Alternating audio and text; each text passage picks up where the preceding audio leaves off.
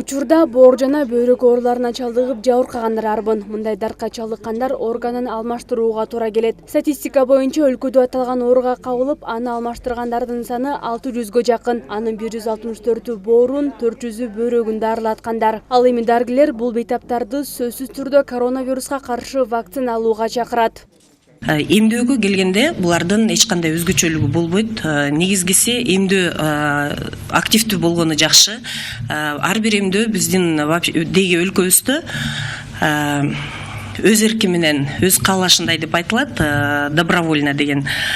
Бирок бул ушул органдарын алмаштырган пациенттер же болбосо бейтаптар булар эмдөөдөн сөзсүз өтүшү керектиги зарыл. Алмаштырылган органдар организмде чоочун болуп, трансляцияланган адамдар өмүр бою иммуносупрессор колдонуш керек. Мындай дарыны колдонгон адамдын иммунитети бир топ төмөндөйт. Андыктан организм бардык инфекцияларга, анын ичинде COVID-19 дагы алсызыраак болуп калат. Дарыларын ичкен мезгилде сөзсүз бул адамдардын иммунитети башка адамдарга караганда ылдыйраак болору баарыбызга белгилүү.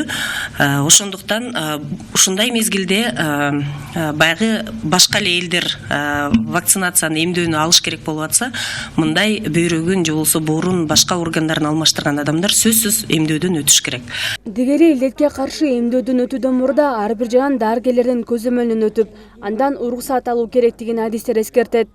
Улзат Байырбекова, Жумабай Исманалиев, СТВ.